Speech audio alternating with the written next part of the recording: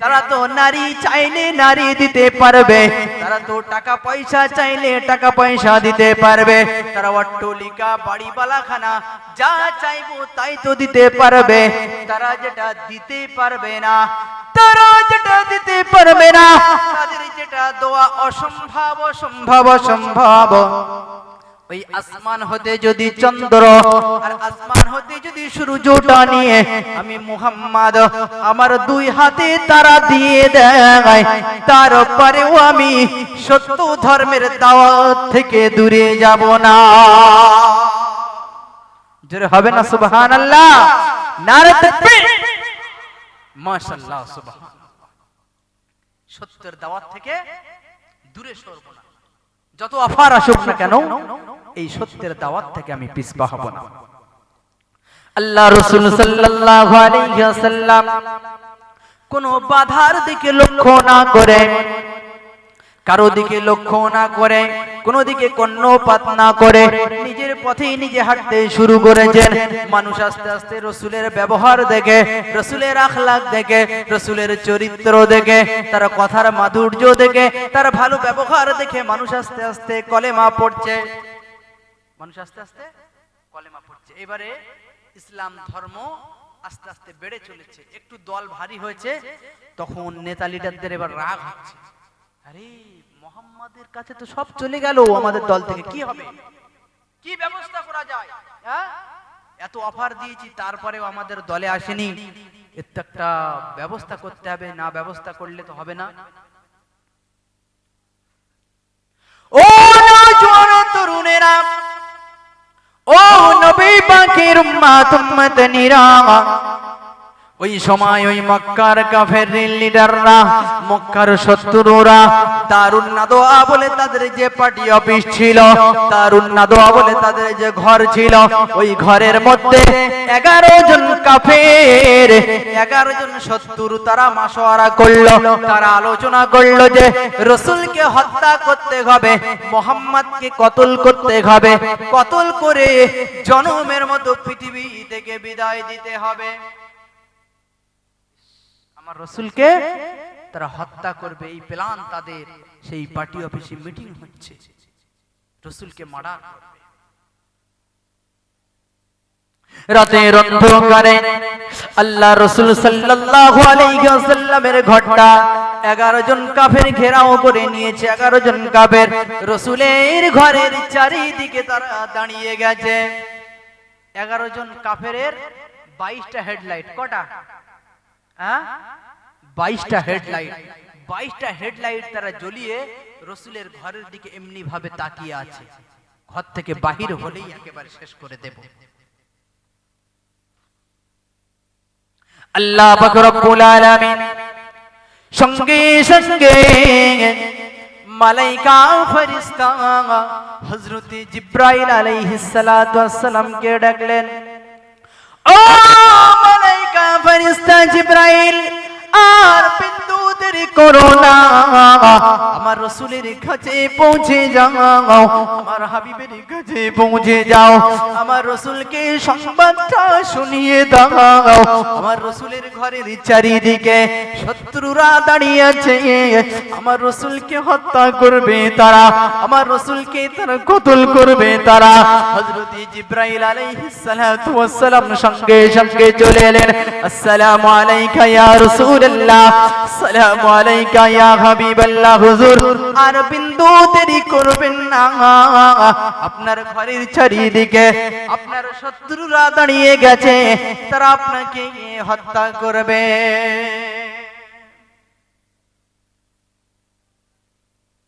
আল্লাহ রাসূল সাল্লাল্লাহু আলাইহি ওয়াসাল্লাম সঙ্গে সঙ্গে জামাত ইসলামের চতুর্থ খলিফা হযরত আলী রাদিয়াল্লাহু তাআলা আনহু কে ডাকলেন, ও বাবা আলী,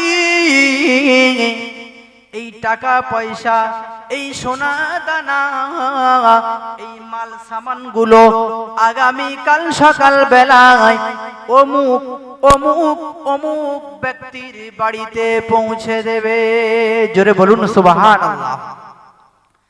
আপনারা শিক্ষিত মানুষ, আপনারা প্রশ্ন করবেন, হুজুর আমার রাসূল তো গরীব ছিল, এতিম ছিল, তাহলে সোনা দানা টাকা পয়সা কোথায় পেল?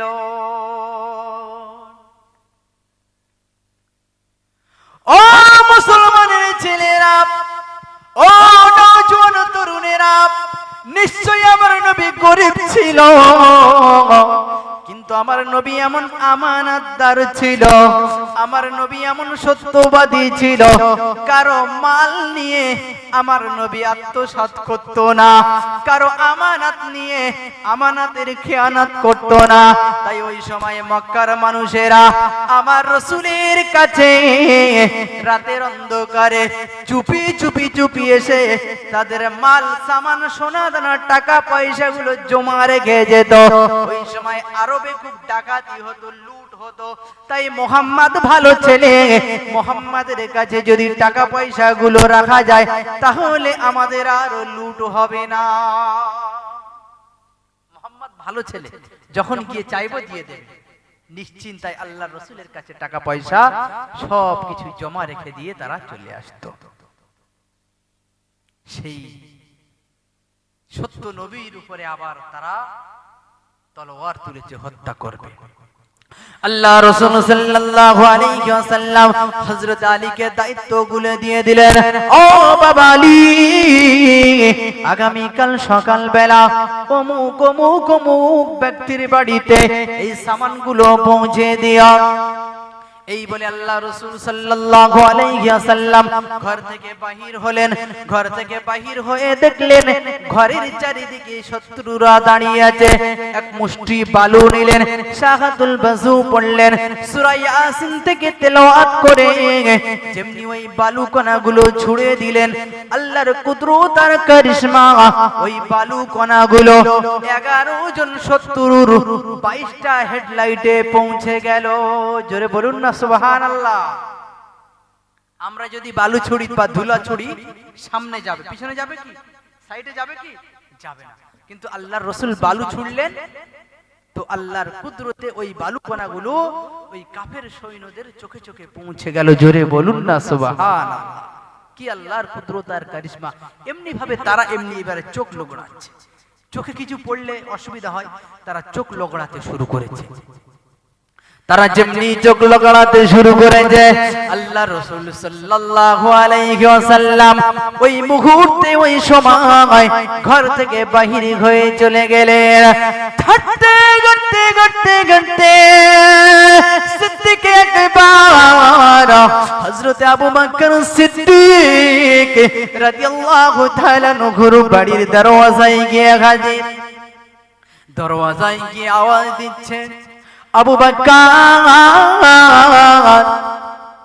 যেমনি একবার ডাক দিয়েছে, আবু বকর বলেন, হযরতে আবু বকর, লাব্বাইক ইয়া রাসূলুল্লাহ, লাব্বাইক ইয়া হাবিবাল্লাহ। আমি আবু বকর তৈরি আছি, আমি আবু বকর রেডি আছি, আমি আবু বকর তৈরি আছি। আবু বকর, এত রাতের বেলা তুমি কি ঘুমাও নাই?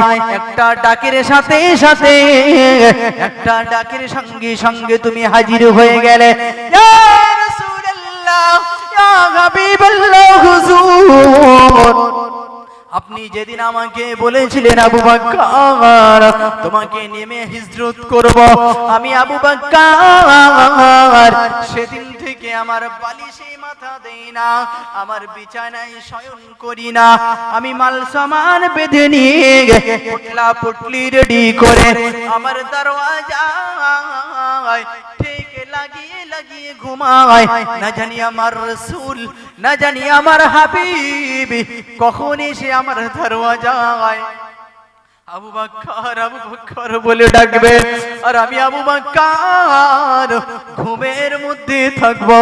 আমার রাসূলের সাথে বেয়াদবি হয়ে যাবে, তাই আমি মাল সামান রেডি করে আমার দরওয়াজায় ঠিক লাগিয়ে ঘুমাই। জোরে হবে না সুবহানাল্লাহ? নারে তাকবীর, নারে তাকবীর। কি রাসূলের মহব্বত, কি রাসূলের ভালোবাসা। ওদিকে শত্রুরা ঘরের ভিতরে প্রবেশ করেছে। ঘরের ভিতরে প্রবেশ করে দেখছে যে রসুলের বিছানায় কে যেন কম্বল মুড়ি দিয়ে শুয়ে আছে। একজন বলছে আরে মার, আর দেরি করিস না, আর সময় দেওয়া যাবে না। আর একজন বলছে না না না, ঘুমের অবস্থায় মারিস না, জাগ্রত করে মার, কাপুরুষতা করিস না, একবার দেখিয়ে মার, দু চোখ দিয়ে দেখুক কাদের বিরুদ্ধে সে আয়োজন করেছে, একবার দু চোখ দিয়ে দেখুক। যেমনি এমন ভাবে বলতে বলতে 13 বাড়ি নিয়ে যেমনি কম্বলটা উঁচু করেছে, কম্বলটা উঁচু করে দেখছে এখানে রসুল নেই, এখানে হযরতে আলী শুয়ে আছে। পরবর্তী সময়ে হযরত আলীকে জিজ্ঞাসা করা হয়েছিল, ও হযরত আলী, কাফেররা তো রসুলকে হত্যা করতে এসেছিল, রসুলকে তো মারতে এসেছিল, তুমি কেন রসুলের জায়গায় নিশ্চিন্তায় ঘুমিয়ে গেলে? কাফেররা তো তোমাকে রসুল মনে করে, মুহাম্মদ মনে করে তোমাকে তো হত্যা করে দিতে পারত, তোমাকে তো কতল করে দিতে পারত, তোমার জীবনটা তো শহীদ হয়ে যেত, তুমি কেন রসুলের বিছানায় কম্বল মুড়ি দিয়ে শুয়েছিলে?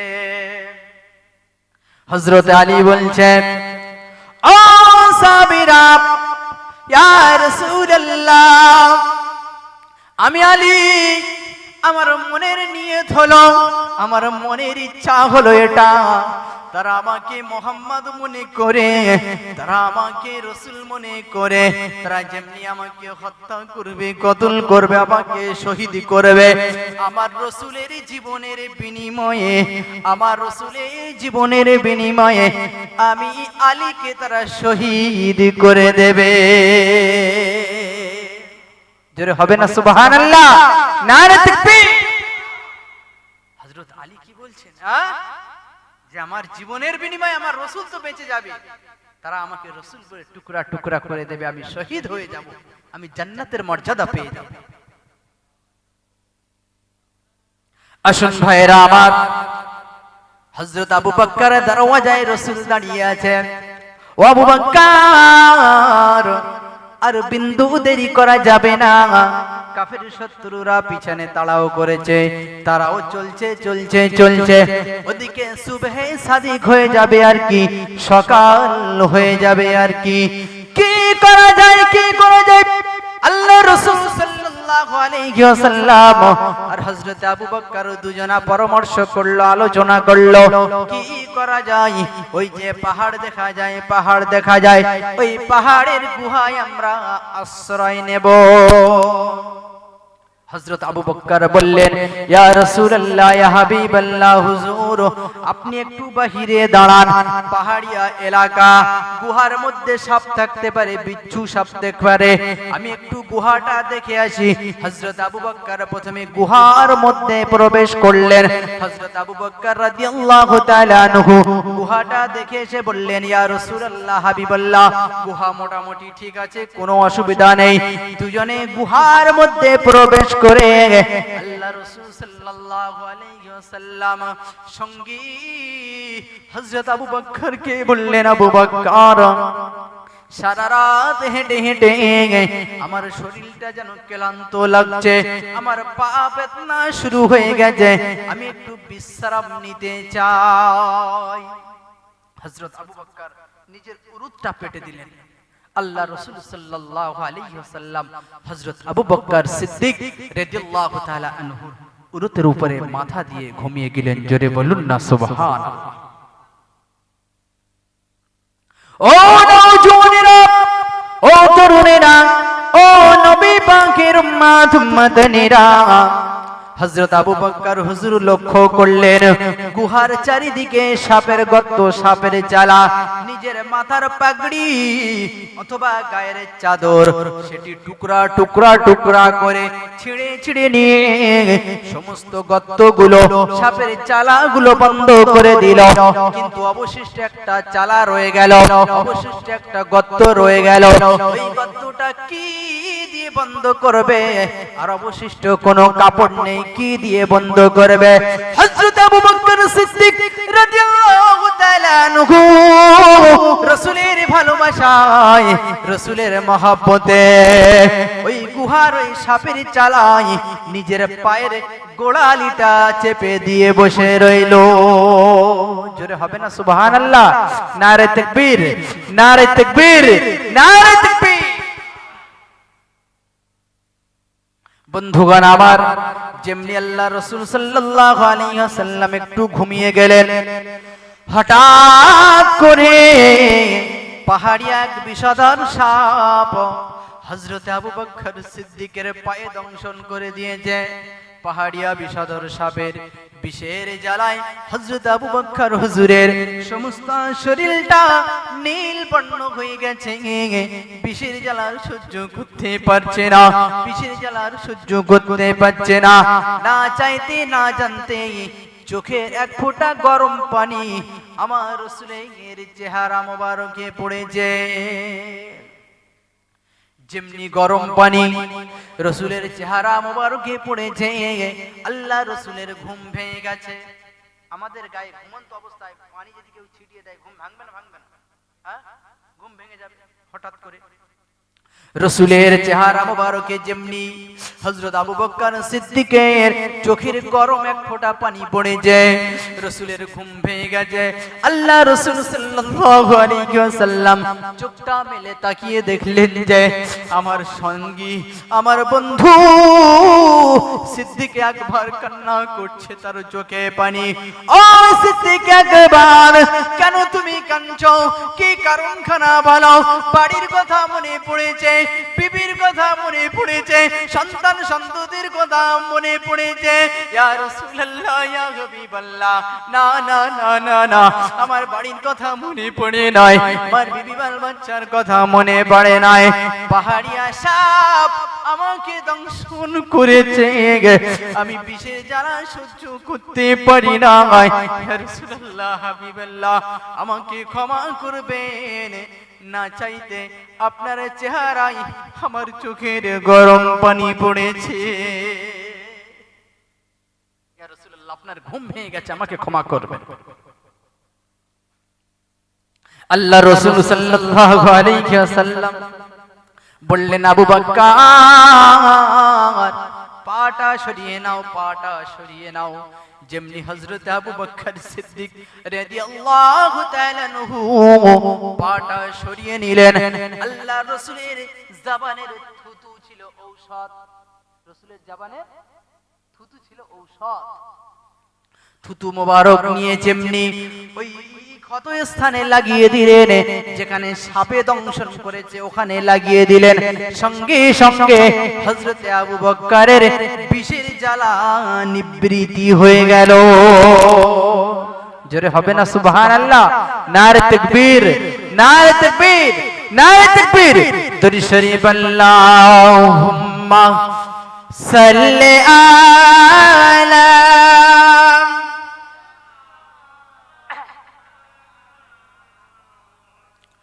وعلى آل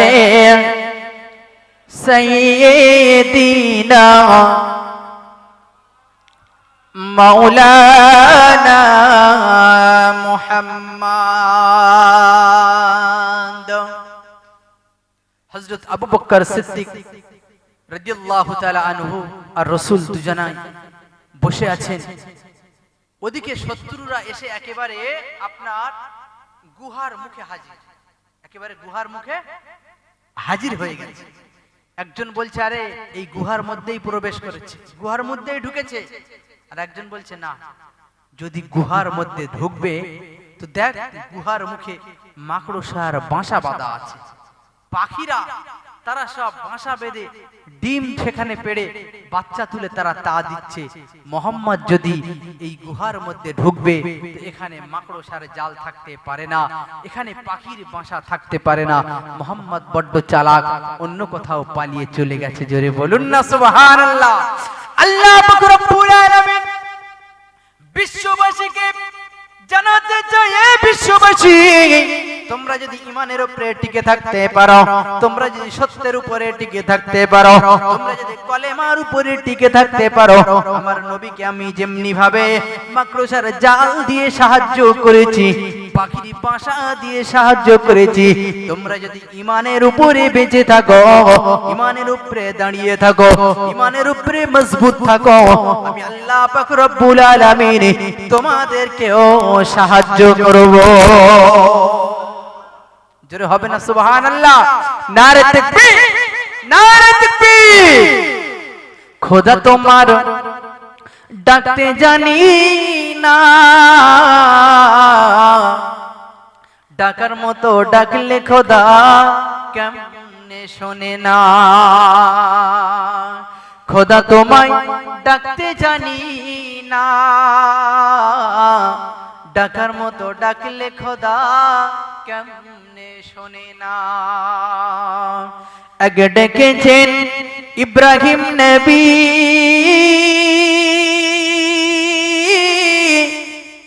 নমরুদ তারে আগুনে দিল ফেলি। আগে ডেকেছেন ইব্রাহিম নবী, নমরুদের আগুনে দিল ফেলি। নমরুদের আগুন জ্বলে তব আমার নবী জ্বলে না। খোদা তোমায় ডাকতে জানি না, আর ডাকার মতো ডাকলে খোদা কেমনে শোনে না। এক ডেকেছেন ইউনুস নবী,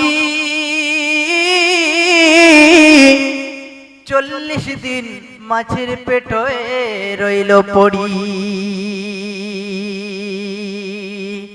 এক ডেকেছেন ইউনুস নবী, মাছের পেটে রইলেন পড়ি।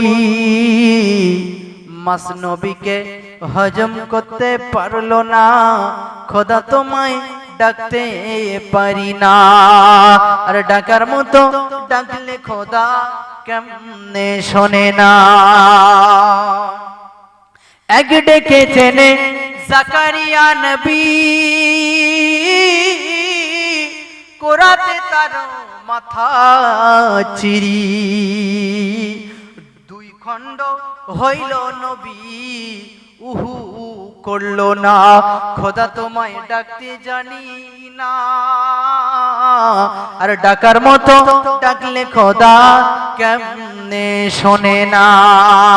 আল্লাহুম্মা সাল্লি আলা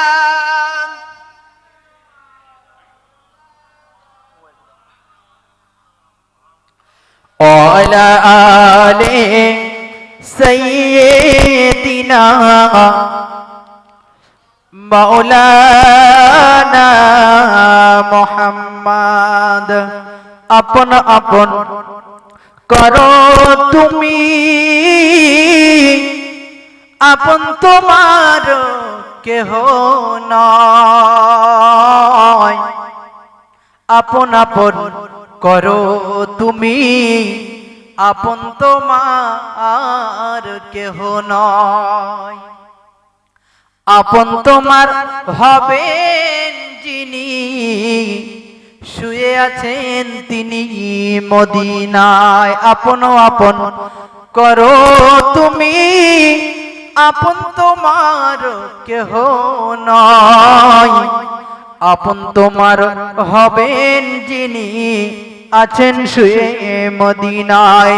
সিজদায় পড়ে নবী কাদের, উম্মতের তরে যারে যার ক্ষমা করে দাও খোদা আমার উম্মত গুনাহগার।